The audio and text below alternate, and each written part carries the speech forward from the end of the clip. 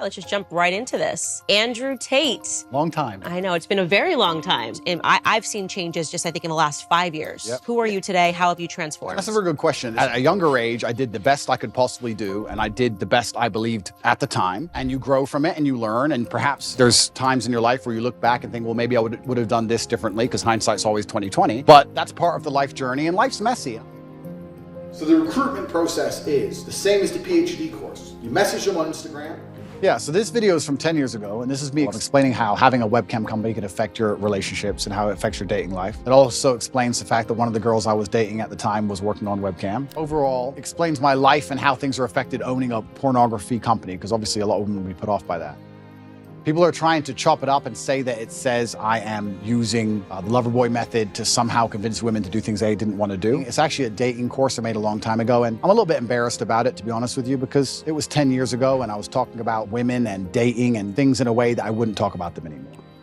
And that's the thing that's so interesting, these out-of-date clips, and they want to talk about these things from 10 years ago. At the time when I was talking to camera, those videos were made for private circulation initially. Secondly, I wasn't trying to educate the world on anything back then. I didn't have the kind of power and influence I have back then. The way you say something to a video which has 50 viewers has to be different than the way you say something to a video that has 50 million viewers. Power and responsibility absolutely go together, and I understand that very well, and I understand the power I have. And I do believe I'm now an absolute force for good in the world, and I'm far more careful with how I'll project myself with certain ideas. Absolutely agree, completely. But once again, I was a much younger man. I think if you were to take any 24-year-old and look at the stuff he puts on the internet, some of it's going to be stupid. And I think if you look at anybody who made things 10 years ago, some of it's going to be stupid.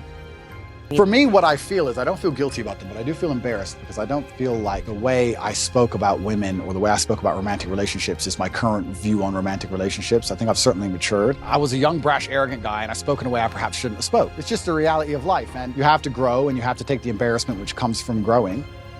I think the whole world understands that that's not my message. That's not what I'm teaching young boys today. And I think that overall I'm a net positive for the world. And I think that in the masculine realm, we certainly like to see people lead by absolute and utter example, because traditionally we would be following our commander or the man we respected into war. So we'd like to know he can at least fight. You like to see he's at least brave. You like to see him lead by example. And I feel like I'm kind of doing that by just standing up and saying, no, this is who I am, and I'm unapologetic for it, and this is what I've done, and this is what I intend on doing, and I'm going to try and save the world.